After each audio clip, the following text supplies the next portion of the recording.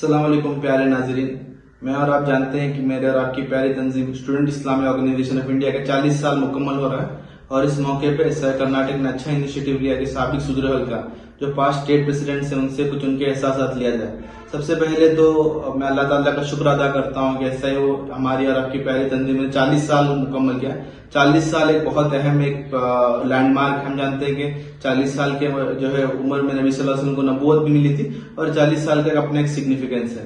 तो हम जानते हैं कि अक्टूबर 1982 का इस जो है सीड का इस जो है तंजीम का जो है बीज को जमीन में जो डाला गया था और 1982 से आज 2022 तो बहुत सारे हमने जो है अचीवमेंट्स किए हैं। बहुत सारे मैदानों में हमने इकदाम किए हैं। बहुत सारे ऐसे मैदान हैं जहां पे हमने बेंचमार्क सेट किए हैं, वो चाहे एजुकेशन का मैदान हो, वो चाहे सोशल एक्टिविज्म का मैदान हो, कैंपस का मैदान हो, दावत का मैदान हो, नए नए आइडियाज को जनरेट करने का मैदान हो। ऐसे मैदानों में हमने बहुत कंट्रीब्यूट किया और आने वाले दिनों में इंशाल्लाह और कंट्रीब्यूट करते रहेंगे। और ये 40 साल का जर्नी ही हमें बताते, जैसे एजुकेशन में हमने अवेयरनेस से शुरू करके पॉलिसी एडवोकेसी और लॉबिंग का जर्नी कर रहे, तो वो एक ट्रेजेक्ट्री बताते हैं। सिर्फ हम इश्यू उठाते नहीं है, उसको एक लॉजिकल कंक्लूजन तक भी लेके जाते हैं। उसी के साथ साथ जो 40 साल का जर्नी समाज को जो है कायदीन, समाज को लीडर्स भी हमने दिए हैं, सोसाइटी को चेंज मेकर्स भी हमने दिए हैं, सोसाइटी को हमने ट्रेंड सेटर्स भी दिए हैं। एसआईओ का बहुत बड़ा इम्तियाज रहा है। उसके साथ साथ एसआईओ कर्नाटक के जिम्मेदार ने ये ख्वाहिश जाहिर की मैं अपने तजुर्बात के बारे में कुछ बात करूं।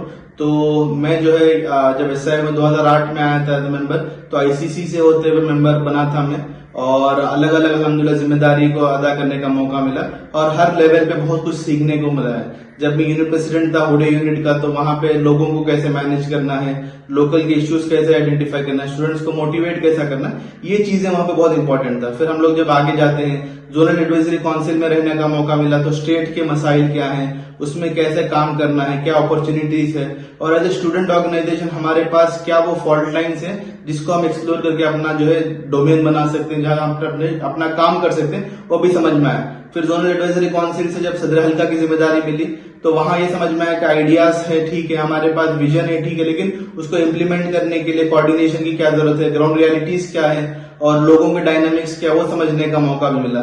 जब जो है सीएसई में जाने का मौका मिला, तो समझ में आया कि जो हमारी पॉलिसी प्रोग्राम बनती है, तो वो उसमें कितना ब्रेड्थ रहता है, उसमें कितना उस वक्त कितना वॉशनेस रहता है, कितनी गहराई रहती है, तो वो भी समझने आया। पूरे मुल्क की जब पॉलिसी बनती है तो क्या क्या चीजें जो है ध्यान में रखा जाता है। फिर जो है नेशनल सेक्रेटरी की जिम्मेदारी में, तो समझ में आया कि वो जो पॉलिसीज है उसको अमली जामा पहनाने में, उसको रंग भरने में भी क्या क्या उसमें जो है डायनामिक्स हो सकती है। तो कुल मिला के बहुत अच्छा एक जो है जर्नी रहा है। इसमें आइडियाज से लेके ग्राउंड रियलिटीज से लेके स्टूडेंट्स का क्या रोल हो सकता है, इसका एक ब्रॉड पर्सपेक्टिव हमें मिलता है। तो मैं समझता हूं कि student Islami organisation of India यहाँ पे नौजवानों के लिए बहुत बड़ी रहमत है कि जो तलबा नौजवानों को अपना डायरेक्शन सेट करने में, उनके गोल सेट करने में और खासकर उनको रियलिटीज से जो है मलबूस करने में। आज के एजुकेशन सिस्टम जहां फेल होता है, वहां student Islamic organisation of India जैसे तहरीक जैसे तंजीम जो है स्टूडेंट्स को अपना पोटेंशियल रियलाइज करने में बहुत बड़ा रोल प्ले करता है। ये बहुत बड़ा एसआईओ की कामयाबी। और मैं समझता हूं कि जो लोग भी एसआईओ से जुड़े वो कहेंगे कि उनके डायरेक्शन सेट करने में, उनको रियलिटी समझने में और लाइफ के गोल सेट करने में student Islami organisation of India ने बहुत बड़ा रोल प्ले किया।